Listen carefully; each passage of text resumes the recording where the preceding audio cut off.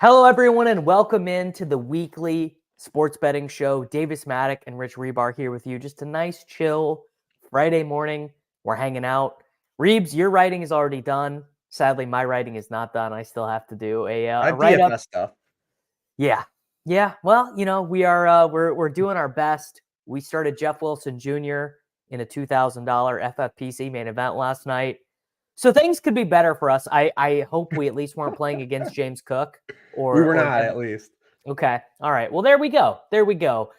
If you are unfamiliar with this program, very simple program. Reebs and I make our 5 favorite picks against the spread. My number 1 pick did hit last week. It was on the very, very small edge of my very spicy take coming true, which was the Arizona Cardinals winning on the road against the Buffalo Bills. We covered by the hook, which, to be honest, you absolutely love to see. How'd week 1 go for you, bud? Week 1 went good, except for kind of the actual, betting of lines. I had a really good DFS week, really solid. Hit player props, and then betting lines, not so great. So we can only go up from there. We can only you can only go up from there. We're gonna get some more data. We're gonna get to look at data that we think is bunk. I mean, that's kind of one of the most fun things about week 1 is looking at some of the data that is real bunk. All right, so let's just go ahead and get right into it, and let's pick. As always, you're the guest. You're welcome here. Pick your 5th favorite game against the spread this week. My 5th one, I actually don't feel as good about it this morning, but since I already had it, I'm not going to redo the list. Okay. It is the Buccaneers plus 7.5. I'm a little bit nervous though now with the injuries the Buccaneers have on defense about this game. They obviously had 3 cornerbacks get injured in this game in week 1. They might get Zion McCollum back. Antoine Winfield's not going to play, but I mean, I'm just hoping they keep it within a touchdown. This was kind of my thought process. Baker, they're 8-2 against the spread with Baker on the road. So that's kind of where I'm at with just kind of saying like, hey, they can score enough points, maybe backdoor this thing, get me the hook, keep it within a touchdown. I will say I came really close to having the Giants as the number 5 team. And there we could have started. That's so funny. I almost had the Giants as my number 5 team. I was almost just like, okay, come on. The Commanders stink. The Commanders defense is terrible. I think Brian Daboll is a better coach and a better play caller than Cliff Kingsbury. I almost did the exact. I think you can tease the Giants with another team, like maybe like the Rams, right? Like you can do a little teaser. Sure. If you're doing like a 3 or 6 and, kind of do that. I mean, listen, this is not a financial advice show. We kind of has it. We're just some guys that like to throw out some bets. This is Vibes-Based Friday. I do have the unabated odds screen pulled up here. So if you're wanting to tail, you can pull, you can find the best available price for any of these. Okay. I did not have this one on my list, but I'm in a picks contest with Sammy Reid where we co-manage. Mm-hmm. And I clearly have the Buccaneers there. I mean, I like Dan Campbell. I like the Lions. I like Ben Johnson. But at the end of the day, Jared Goff is still their quarterback, right? At the end of the day, Jared Goff is still their quarterback. Baker, 60%. Goff almost lost them the game last week, which is crazy because they were up 17-3. And, they're going to ice that game, and he throws that terrible interception. He also missed Amon-Ra on like 2 or 3 wide. Amon-Ra was naked on a couple plays. Well, for the new NFL meta, 61% of defensive snaps had too high safety last week. For the new NFL meta, you kind of like someone like Baker Mayfield. Baker Mayfield is going to be hyper accurate. He had a 5.5 ADOT last week. He's going to complete those passes at a great clip, and he has enough arm talent to hit Evans when Evans burns his guy or to put the ball where Mike Evans needs it. And McMillions is a huge upgrade over the Trey Palmer. He should have 3 touchdowns last week. Yeah, McMillions is quite a good player. All right, my number 5, probably pretty predictable. It's only because it's so many points, but the Baltimore Ravens. You can get that you kind of wherever. You can get it at 8 at Circa. I mean, you can get it. I guess if you wanted the Raiders spread you have up here. Look at this. It's nice. I know. You like that? Yeah, it's a a little visual element for the program. But yeah, the Ravens thing is pretty simple. They still have this great defense. I think, the defense is going to be the metrics are going to take a little while to soothe out for the Ravens defense because they played the Kansas City Chiefs in week 1. I mean, it might get all the way And souped Zach here. Orr's going to blitz a lot more moving forward. He just didn't try to blitz Patrick Mahomes because nobody does. Yeah, blitzing against Patrick Mahomes is it just doesn't work, right? I actually was this is maybe a hot take. I was kind of encouraged by what I saw from Lamar's decision making. The stuff to Flowers was really bad. Like you can't build your whole offense out of that. But I actually thought Lamar, specifically with the likely stuff, was a little bit more willing to take what the defense was giving him. I feel like some of Lamar's mistakes in the past has been, oh, I'm throwing in my first read. Even if the first read is not exactly there, I'm throwing it anyways. And I think pretty clearly the likely stuff was checking down. But I mean, come on, this is Lamar at home against a really bad football team. And the other thing is the Ravens, when you bet on the Baltimore Ravens, they're pressing every edge. Every little bit of win expectancy, they're getting it. Antonio Pierce is doing the exact opposite. Antonio Pierce is giving up win expectancy at absolutely every turn. So obviously if this was 6.5 or whatever it would be, Oh yeah, I would have had it it'd on be the mine. gold star play of the week, But yeah, at even at 8, which is the unabated line here, that's kind of the consensus line. I also, if you're really looking to go like kind of full degenerate, I don't hate playing this up to like 10.5, and just saying like they just totally blow them out.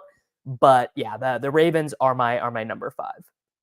I like it. I mean, 34-15 with the rest advantage under Jim Harbaugh or John Harbaugh. I'm thinking, now that Jim's back in the league, I actually might have the Chargers on my list too. So, but I like this spot because if you watch like that Chiefs Ravens game on Thursday and just like never saw like the ticker with the actual score of the game, you would thought that they were just getting destroyed. Destroyed. You would have thought they were down. You would have thought they were down as much as the Dolphins were down on Thursday night. You would have just thought it was completely over. And they were a big toe away from going for 2 to potentially win that game. Like the Yep. Ravens are going to be fine. I know that there's some panic about their offensive line and how they calibrated the play calls around their offensive line in week 1. But in context, they played arguably a really bad game for their standards on both sides of the ball and still almost won in Arrowhead.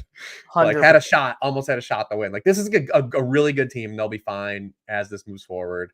I'm not generally concerned about some people have some concerns with them. Now you get the rest advantage. Big dog in his first game at home, probably going to eat. I mean, I have no problem. This could be a blowout.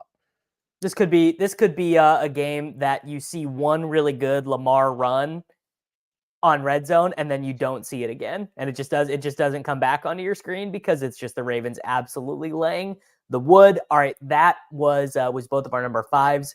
Mr. Hribar, what is your number 4? Yeah, I was thinking about Jim Harbaugh because I have the Chargers This on is mine. my number 3. Okay. Yeah, I mean, it's really just a bet of what you're getting from a system. The Chargers are just going to be a team that doesn't play to make a lot of mistakes, right? Like they've kind of showed their hand. We kind of thought this was going to happen, then they showed their hand in week 1. Justin Herbert's been a great road quarterback, even as a favorite. He's 5-1 as a road favorite by more than a field goal in his career, and that was with the hyper Brandon Staley. Now he's going to be in a conservative team, but the real thing is this Panthers defense. Like they just lost other pieces. Obviously, they trade away Brian Burns, and now you don't have Derek Brown against a team that just wants to line up and run the football against you. That's my big thing is I don't see like the Panthers being able team that can get the Chargers to do what the Chargers don't want to do. And it's just a game where the Chargers are going to run the football. They're probably going to meander down the field, control the clock. If they just get enough stops, yeah, it's just going to be a thing where they probably win by 10 or more points. 3.3 yards per contact, yards after contact per attempt. It's basically exactly what you would expect, right? I mean, this is the funniest thing. I was looking at some of the underdog pick'em lines. Herbert's line in this is 207 passing yards. Like basically the market is just not anticipating the Chargers to even have to try here.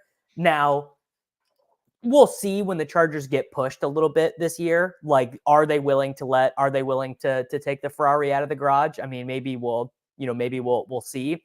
But I was so discouraged by what I saw from Bryce Young. I went and watched all of Xavier Leggette's routes from week 1 because I was like, the yards per route run and the targets per route run were better than I thought they would be. Like, what's going on there? And Xavier Legette looked pretty good, actually. Much better. I thought Legette would be a real slow starter. He looked pretty good. Even Bryce Young's completions are bad. Like, even the plays that the Panthers are able to succeed on, I think there was this idea like, oh, Dave Canales comes in and kind of fixes them.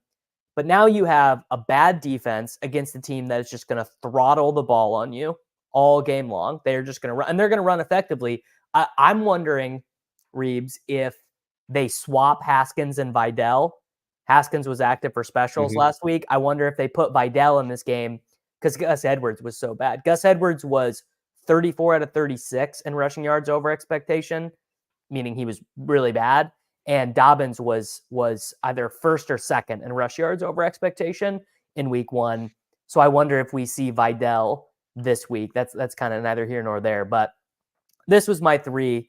I feel honestly, you could have made. Yeah, I did this the other day. I ran the comps for first 20 career games, over 500 pass attempts, under I think it's 2.1% TD rate. And it's Chris Winkie and Brady Quinn are the only people through the first 20 games that are in the Bryce Young cohort. It's not good, man. And it's the mistakes he makes like pre-snap too. I mean, I saw Christian Williams had a tweet that showed just like Bryce Young completely changing the protection like falsely before a play and like just creating his own pressure. And then you talk about the defensive meta a little bit, and like a lot of people have talked about it. I think it hurts a guy like Bryce Young. We don't really talk about the QB size thing anymore a lot, but I mean, these guys that are smaller, like Russell Wilson, when we changed, like it completely kind of evaporated what his strengths were. We've seen Kyler repeatedly has struggled throwing over the middle field his entire career. And in week 1, again, like they didn't create any easy buttons for him. And then you got Bryce Young, like the defensive meta doesn't do these smaller guys any favors either. So, I mean, how can you have any faith in the Panthers right now, though? Yeah, I really don't know how you could have any. All right, I am going to my number 4, which is going to be the Kansas City Chiefs -6 points against the Cincinnati Bengals. A little bit cowardly of me to have this down at 4 with the I have it Chiefs too, here. so you're good. 6 points. I mean, 6 points is a lot. I've done this a lot of times with the Bengals where I've written the Bengals off and they've come back. They do always start slow, but T. Higgins isn't going to play.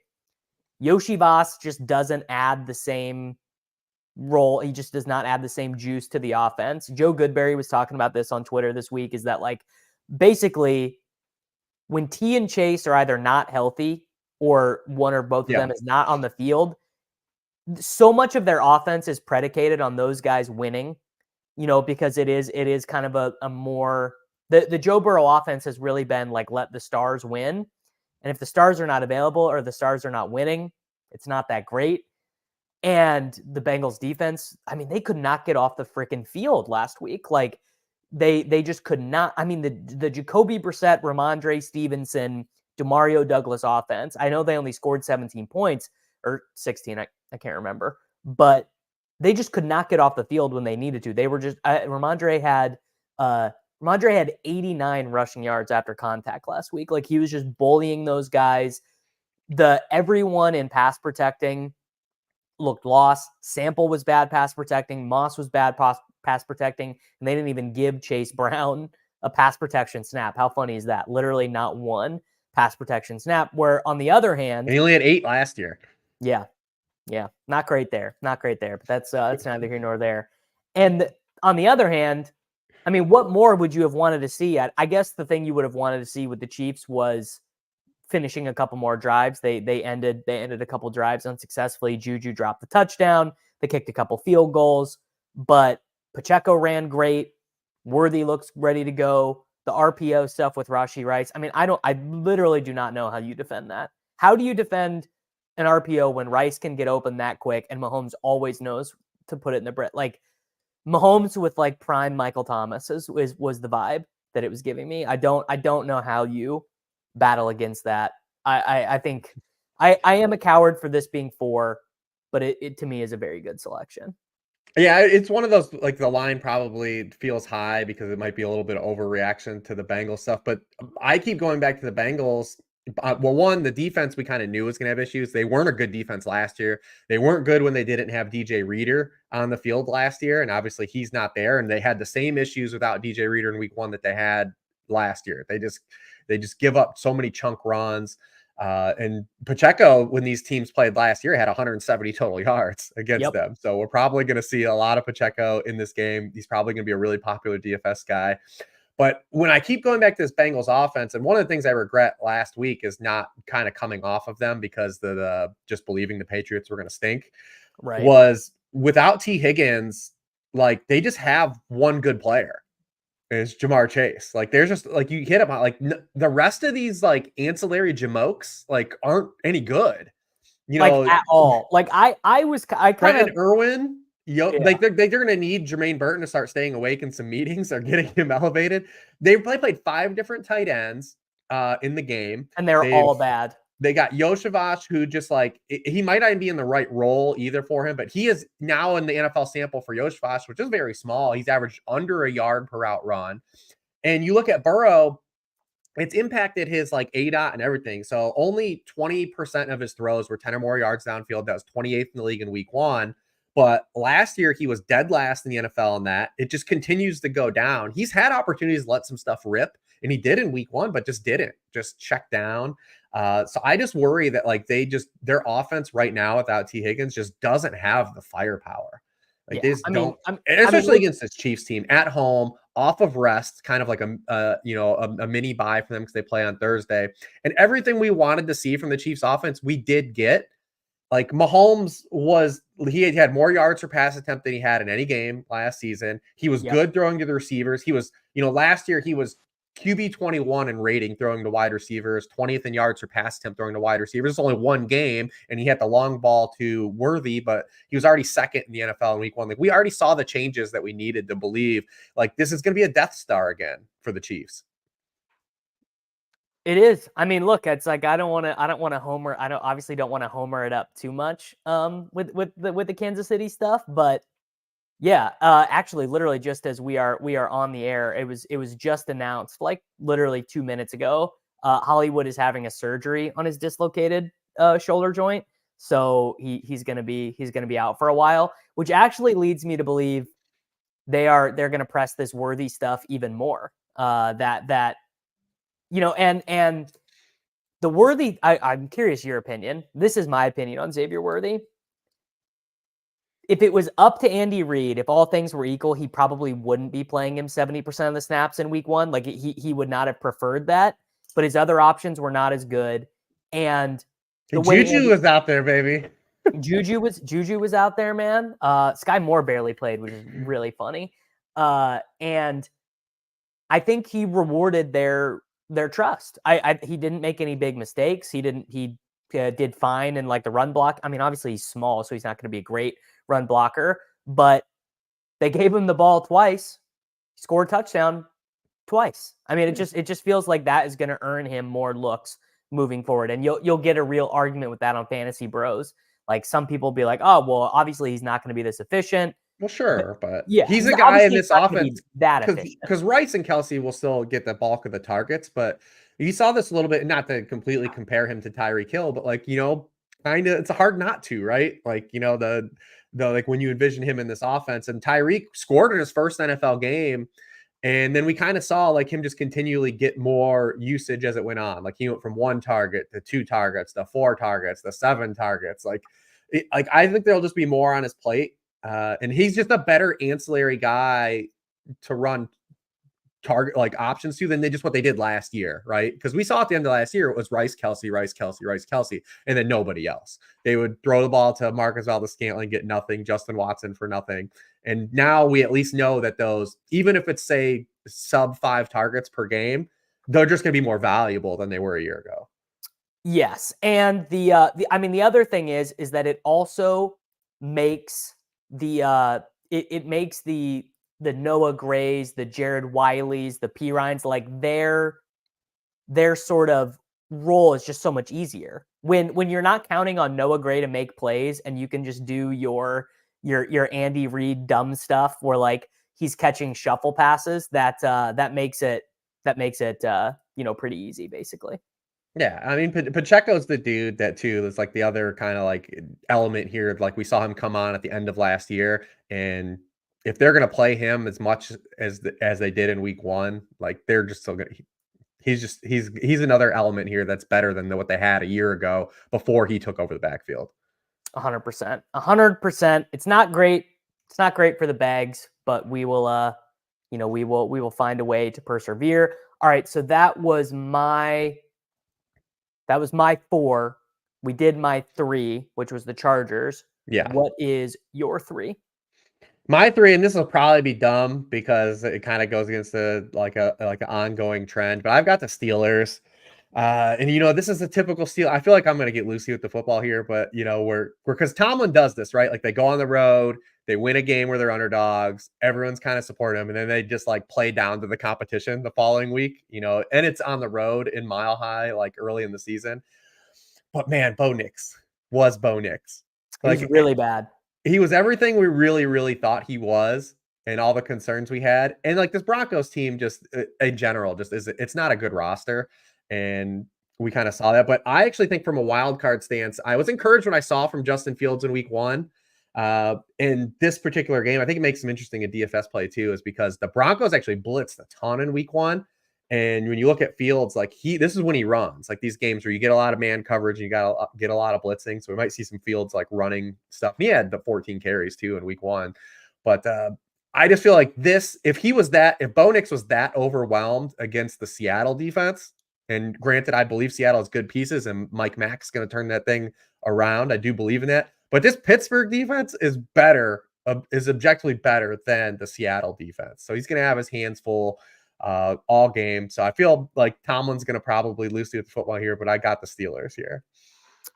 Reeves, refresh your monitor. Your video froze for a second. I think it was my fault, but if you refresh, you'll pop back in. Could you hear me still? I can still hear you. Yeah, you're still coming in loud and clear. So it's sort of interesting that Justin Fields definitely played well, right? Like Fields played well based on what Arthur Smith asked him to do. He threw 4 times past 10 yards, was like relatively fine on those throws. Actually, he ran okay. I mean, he's just an incredible runner. He didn't break one off, but he executed what Arthur Smith wanted him to do, what Mike Tomlin wanted him to do. Didn't throw at all over the middle of the field. George Pickens is the only guy who's going to get any downfield targets there. Keep the ball away. I don't like the contextual factor of early in the season at Mile High. It's like that's like one of the hugest edges in sports betting has just been hammering the Broncos at home. But Nix looked awful. Anytime Nix dropped back to pass, his clean pocket stuff was just as bad. Like you can't even say it was McDonald blitzing him and confusing him. Although I do want to give him credit on that, which is that Mike McDonald, I think, is a great defensive coach and probably threw a lot at him that would be hard for me to sit and look and diagnose and understand why it was so difficult. But yeah, I think you are likely. I don't have this one, but I think you are on the rough right side there. Like the Broncos are kind of a clown show team, and the Steelers are a very competent NFL team, competent defense. Jalen Warren should be a little bit more healthy this week. I mean, the 3.5 yards per carry for Najee Harris. But yeah, I mean, Artie Smith can design a run game. Say what you want about Artie Smith. He can design a run game. What can you do? What do you got? One left? You got one left? No, I've got 2 left, right? Yeah, I've got my one. I've got my 1 and my 2. So you have your 2 and your 1. I only left, have right? 1. I only have my 1 left. Oh, okay. Oh, my 2 is the Arizona Cardinals -1 point at home against the Los Angeles Rams. The Rams defense was about as suspect as I expected it to be. They are now down to 1 functioning NFL wide receiver, like literally exactly 1 in Cooper Kupp. No disrespect. Marcus Robinson, like whatever, he can run block. He can kind of hang out. Let And this erasure, this Demarcus Robinson erasure still. You're just digging in. You're just doubling down. well, You're you getting know the run what? out. I made you draft him in one league, and you're not even excited about it. You're not even excited for this. Uh, you know who I am excited about? Longtime Dynasty Debbie hero Tyler Johnson. I am excited to see him get some run. I got some 2021 Dynasty teams real excited for this Real excited. opportunity. Yeah. And Kyler, I mean, they were basically not running a real NFL offense, particularly in the first half against the Bills because it was so windy. And Kyler made the touchdown pass that he threw to Michael Wilson. You're not going to watch it on the sideline view and be all that impressed. Like Kyler kept that play alive. Can't see anything because he's like the shortest guy on the field. Keeps it alive, evades the rusher, and then throws the touchdown. I was pretty into that. I thought McBride got open pretty well. It just didn't exactly play through. But yeah, I thought Kyler played very well in that game. He was also super efficient with his scrambles. He was I believe he scrambled 5 times and got a first down on each one. Yeah, I think the Cardinals are going to be a little, and we saw last night. I mean, look how good the Bills just like smoked the doors off the Dolphins in every phase of the game. The Bills are third in the NFL in Super Bowl odds, and the Cardinals were driving at the end with a chance to win the game. So I've got, and I also think Drew Petzig, like I feel that my offseason faith in him will be rewarded. Like it seemed like he had a pretty good plan for that game in the wind. I'm a little worried about his continued like pass game creativity. He's real good in the run game, but like I want to see more creativity out of the Cardinals passing game. Like they used motion at one of the lowest rates in the league. They just didn't create enough easy Yeah, that's buttons. true. I think for Kyler, I would like to see more of that moving forward. It's funny now we already have like the schism with Marvin Harrison. I mean, Marvin Harrison looked rough. He looked rough. It's one game, but like, woo. Fewest yards for a top 10 pick since 2005, a top 5 pick since I'm 1992. gonna do the Norman Rockwell Brave. My concern level after 1 week for Marvin Harrison Jr. is at a 0. If it's weird again this week and we get weird quotes from Kyler being like it's not my job to get him the ball, like I will reevaluate. But I'm saying as of right now, I don't care. I'm like a 1 or a 2. My thing with Marv coming out as a prospect was I think 10 years ago he would have been like an incredible player. And like the way the NFL's played now, I wanted to see more of him like winning in space at the college level. And like maybe he can, maybe it was just an Ohio State thing. Obviously, this is a guy that played with wide receivers that we already know are good, and he played better than them at Ohio State. So like I said, very mild. But when I was breaking down like him versus Neighbors, the stuff Neighbors did at LSU was like stuff that I knew was going to translate immediately to like winning the way the NFL's played now. And that was like my one kind of like splitting of hairs between those two guys. But like to see him just a little more creativity used for him. You don't like that Kyler already kind of is like agitated about getting questions about not getting him the football. But my one thing when I always comes to betting with the Cardinals, man, it's like this defense sucks. Like they suck. Like they just outright suck. It's a they were bad bad. They defense. were bad. They were very bad last week. They can't get pressure on the quarterback. They kind of let anyone like you're giving up touchdowns to Mac Hollins. Like they just get walked over. And McVay's never lost in Arizona. The Sean McVay team's never lost in Arizona. They're 13. He's 13-2 against Arizona altogether.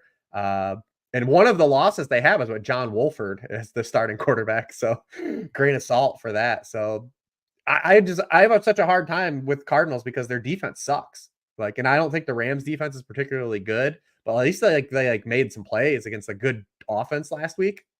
So I'm always scared. Like I'm McVay versus this defense.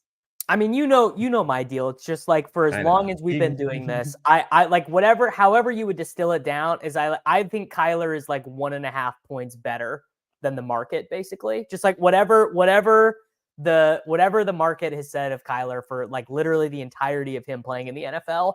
I've just always and the 11-5 season was and he actually his rookie year he covered the last 8 games of the year. They covered the spread either one outright as dogs or cover the spread in 8 straight games. Yeah, I think for fantasy, they're going to be the carnival team this year because they're good enough to put up a fight offensively versus just about everyone. Like their games are going to be, they're going to be like the over team for sure. Yeah. I mean, yeah. We don't always do totals here, but yeah. My number one bet is not the Vikings. I do like the Vikings side. I like the over in that game. Reebs, I would bet I'd make it minus 10,000. We have the same number one here. Is the Eagles? Okay. Wow. I would have that would have been a 116 loss there. I cannot believe we don't have the same number one. Although yours is very good, and I probably should have reconsidered it. But yeah, walk me through the Philadelphia Eagles here. I think the Eagles are gonna like be just incredible this year, and I kind of thought that all offseason. They had 3 heinous turnovers in Brazil, like absolutely deplorable turnovers. They had 7 penalties. They scored 34 points. Like this team is going to score a shitload of points all year. And this is a lot of points to lay, but do we believe that this iteration of what we saw from the Falcons in week 1 can even score 20 points? Like, I just think the Eagles are probably going to threaten to score 30 every week. And can the Falcons get to 24 this week from what we saw from them in week 1? I think people are overblowing the pistol stuff because that's what Zach Robinson does. The only team that ran more pistol than the Falcons week 1 was the Rams, where he came from. I think people are overblowing that, but the Cousins stuff has to be concerning. So I did a podcast with Stefania Bell this offseason, and we talked about the difference between the Aaron Rodgers Achilles and Kirk Cousins Achilles. And Kirk Cousins Achilles was his right foot, which is his plant foot. And she had concerns that like he's gonna have trouble like stepping into throws early in the year, especially vertical. And there was a lot of clips from week 1 where he just wasn't planting that right foot and getting anything on any type of throws. So you have to be concerned about that early in the season. But it's not so much about the Falcons. I don't think that they can score in this game. It's really about the Eagles, man. I think the Eagles are going to be absolutely just an awesome offense this year, and I feel like I was vindicated by that in week 1. I was bullish on Saquon this season. Feel vindicated by that for 1 game. But adding Kellen Moore to this offense is just so huge. I know Kellen Moore takes his hits over his years. But man, I think the Eagles just have all the pieces, man. They got a good offensive line. They've got 2 really, really good wide receivers. They've got an electric running back now and a good team. And we're going to see like the best version of Saquon Barkley. And they've got a capable tight end. I think Dallas Goedert's a little overrated, but definitely he's above the league base rate at tight end. I'm in on the Eagles, man. I'm Eagles pilled right now. Yeah, I'm definitely not as Eagles pilled as you overall. And maybe I'll feel differently after this game. And honestly, I might have just been so mad watching that game because Dontavian Wicks had like 3 plays blown up by that turf. So I was just pissed off about the turf. Like I just was angry. Jordan Love would have had a huge game on another field in that game. Yes. I mean, Wicks had a perfect seam route. It doesn't matter. It's neither here nor there. Christian Watson fell down in the end zone on 1. So this is actually my concern with this is that this could definitely be a spot where it is the biggest week 1 overreaction of the Falcons looking like absolute dog shit. Yeah, they didn't play in the preseason. None of their guys played in the preseason. They placed the Steelers. This is my working theory on how Kirk Cousins can end up being okay from this. We even talk about Monday Night Cousins though. Oh, is he really bad? Is he really bad on primetime? I can't remember. Primetime really Cousins has always been a thing, but his actual 3-10 on Monday night games. Wow. All right. Okay. What if Cousins just needed to see some bullets? Like, what if he just needed to go out and actually play and get hit and like test the injured Achilles out? And give feedback to the trainers, give feedback to the play callers, and be like, okay, like this, I think I can do. Like the way I read that first game was they were like, it's the Steelers. The Steelers aren't going to score any points. We can have a very conservative, very, very Bijan filled game plan and get away with it. And it turns out they couldn't get away with it. I don't think they're going to. I mean, obviously, I'm not pushing. Like I would take the Philadelphia Eagles side here. It didn't make my list because I think the Falcons are a bit of a mystery box team. after that week 1, I think you're on the right I do side think of they're it. gonna. I do think they're gonna be better moving forward as it gets they acclimate Yeah. for sure. Now, Reeves, my number 1 is the fucking Indianapolis Colts against Malik Willis. How on earth is the Indianapolis Colts only 2.5 against Malik Willis? How is that not the top of your list? I'm flummoxed. If you sort back to when Malik Willis came in the league, he is dead last. 72 out of 72 quarterbacks in EPA per play. The defense did not look good for the Green Bay Packers. I guess it looked all right in week 1, but we know exactly what the Colts are going to do. They're going to just run the ball. They are going to run the ball. They're going to get to, and if you get one Anthony Richardson bomb in this, like one, 80 Mitch, if he doesn't miss 80 Mitchell, I think actually, I know that I would do this because I've already done it. I bet this all the way up to 10.5, just because I'm like, if the Packers get down 10 points, what is the plan? I don't see any way. This is my gold star play of the week for sure. Yeah, I considered putting it on there. Listen, I have a hard time with Anthony Richardson. I love him for fantasy. I don't think he's very good. I just don't think he's very good. I think he's a better version of Malik Willis. He's the final form. He's the final form. He's the Pokemon evolution. Yeah, that's completely what he is. But you also, look, man, you also got to give credit to Steichen, who, like, I think I love it. Yeah, he's not trying to turn. He's not trying to turn Anthony Richardson. No, you're right. You're right on this one. Into Rodgers. Is there like what are the chances Malik Willis even finishes this game? Sean Clifford is the other quarterback, so pretty high. Well, let me double check that. That could be wrong. Do they even? Sean Clifford is on the practice squad, so he'll get called up. To my knowledge, they do not have another quarterback, and now they have yes, Anthony Richardson is the Tom Brady Malik Willis is. That's a really good comp. It's a really good comp. Yeah, to be honest, I think Reeves, I love it that the Indianapolis Colts win and cover in this game. You're right. If you don't include any play that Anthony Richardson is involved in, if we just use Jonathan Taylor rushes, I think they win and cover in this game. This is the most. You're right. Maybe I'll be wrong, and maybe this will be one of the most improbable victories, and Malik Willis will play awesome. But this is the worst NFL line. I regret not having it at least on the list. Yeah. Well, I regret not having the Eagles after talking through that. I think you're right about the Eagles. And surprised neither of us had the Jets, actually. I'm just gonna ignore that game completely on Sunday. I'm gonna pretend it doesn't exist. Sadly, you can't, because Breece Hall and Garrett Wilson are like two of the highest projected players in fantasy football. I'm still gonna ignore it. Obviously, Breece Hall. Breece Hall's cool, right? Like, I'm definitely down to Breece Hall. I'm not playing any other Jet though right now. Obviously, you're starting Garrett Wilson in your season-long leagues, but like, I'm not in a hurry to play Garrett Wilson in DFS on this particular slate where there's just a lot of value against L'Jarius Sneed. Like, I'm just not that excited about it. That game could have one touchdown scored in it. Yeah. Will Levis and Aaron Rodgers, like the state of Aaron Rodgers, like Rodgers made the throws. He looked fine from a throwing stance. Again, that's the difference. It wasn't his Achilles isn't his plant foot. Like, yeah. He can't move though. He can't scramble or anything like that. I'm taking the Los Angeles footballing Chargers in Survivor this week. Probably famous last words, but that is my Chargers take. Yeah, I don't mind that. So I've talked about this on this podcast. This is a YouTube show now, so you probably actually have more people that consume this than the years we've done it in the past. Correct. I do have confirmation from week 1. More people watch this or listen to this than ever before. But we've been doing this for like 5 or 6 years, you and I. Yeah.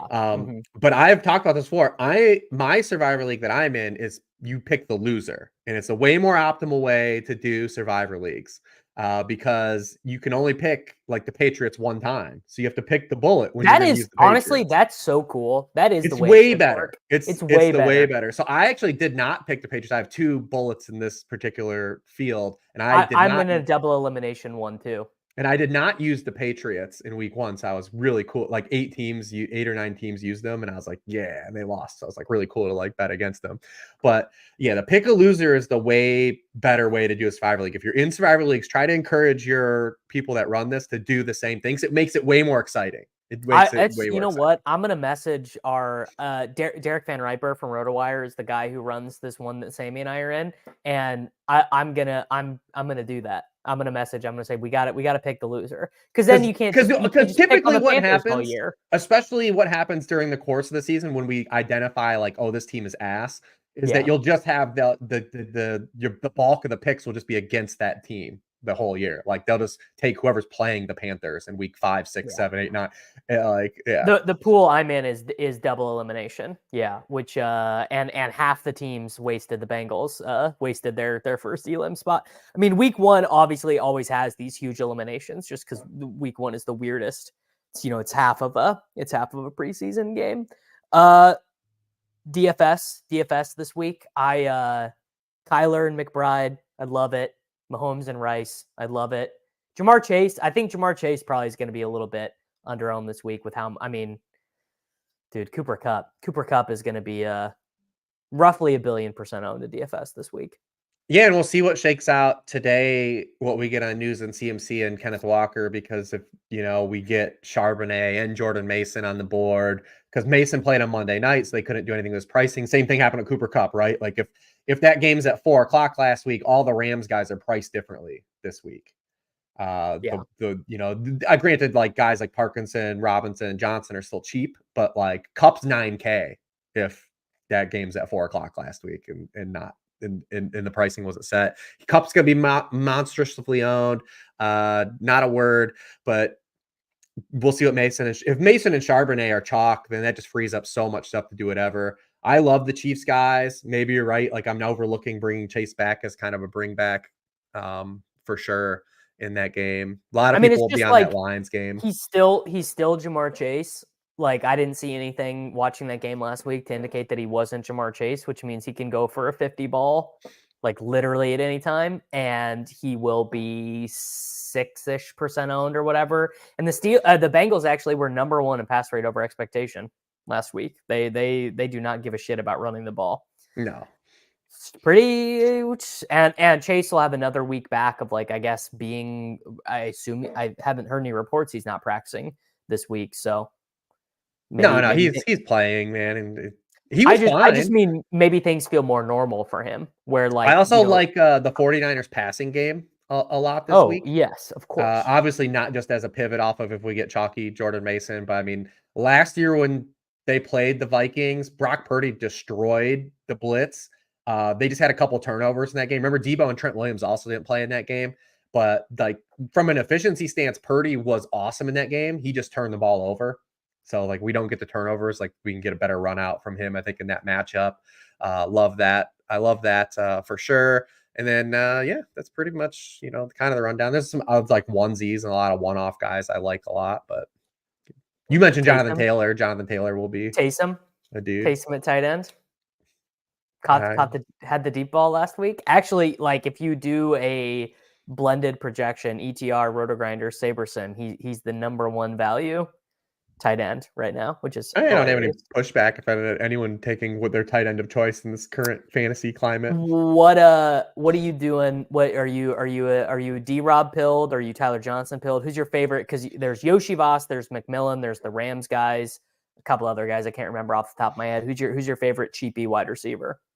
Well, if we get there, my opinion is that we're not even going to have to get to a point where you even have to go to that low at wide receiver. But if we don't, like let's say CMC plays and Walker plays, yeah, I think for larger field stuff, I do like McMillan because I think they're going to have to throw in that game to keep up with the chunk defenses, like the injuries they have in their secondary. Obviously, Antoine Winfield, we talked about, he's not going to play, and the cornerbacks are all banged up. They're going to have to throw. McMillan looked the part to me. I mean, like I said, he could have had 3 touchdowns in that game. For sure. So I do like McMillan a lot. versus like the Rams guys. I like Robinson the most out of the Rams guys just because of the touchdown equity. I mean, this was like he had more end zone targets the final 8 weeks last season than both Kupp and Nakua. So I think if you're just trying to get a luck box and do a touchdown, he would be a better bet than Tyler Johnson or Parkinson. I'm a little worried about Parkinson because of the offensive line injuries the Rams have. Just how many routes does he actually run? Because they're missing so many offensive linemen. And he's a very good blocker. Yeah, so I'm a little worried that like we just don't get the route participation that we necessarily want from Parkinson. But I have no problem at 3,100. Like who am I to say don't play him if you want to? Like if he gets you to a piece you really want, who am I to say don't do it? But I am a little worried that the offensive line injuries of the Rams kind of limit his fantasy upside. I definitely think that I agree with that. I like James Conner though as a bring back in that game a lot. Oh, Conner is strong. I agree. Yeah, he got the ball in 8 of their first 10 plays. He's actually the same price on FanDuel that he is on DraftKings. That's crazy. Which you never like would see for a guy like James Conner. No, that's wild. One other CD. I mean, CD is going to be so low owned this week because Cooper Kupp is projected for like the same as him. And Jefferson, like as the bring back with the Niners. Oh my God, guys. Jefferson, dude. Yeah, you could do Jaden Daniels at quarterback, and then Debo and Justin Jefferson is the little mini correlation, and like you could even do Mason in that lineup too. And it's just it's an absolute smash. I love it. Yeah. I do regret not having the Colts as my 5 though, instead of the. There you go. I convinced you to go on our generation's version of the Charizard version of Malik Willis. Yeah, that was great. That was fun. All right, Reebs, tell the people. Actually, you're hopping on a show right after this. Tell the people where to get the worksheet, and let's get out of here. Yeah, go to sharpfootballanalysis.com. Even if you're not a worksheet subscriber, the primetime games are always free every week, so you can always check those out. I do put DFS stuff out on the weekend as well. I'm going to jump on a show with Hilo here at noon. You don't have to leave Davis's show, but you can always go back and check that out on the 1 week season feed. It's called Searching for Ceiling. We have some really fun takes on that show. We kind of go like off script and not as chalky. So try to look for some more unique angles to kind of play this weekend in DFS. So check that out. I love coming on with Davis and picking these games. Hopefully you guys are kind to us in the mentions when I go 1-4. I hope so. All right, guys, I am also going to get out of here. I'm literally going to be back in 10 minutes though on this channel with Derek Cardy. We are going to pick a bunch of we're going to do a bunch of DFS pick-em-entries on Underdog. Shout out Cardy. Through a bunch of Cardy's props. So I will see you all then. Later, everyone.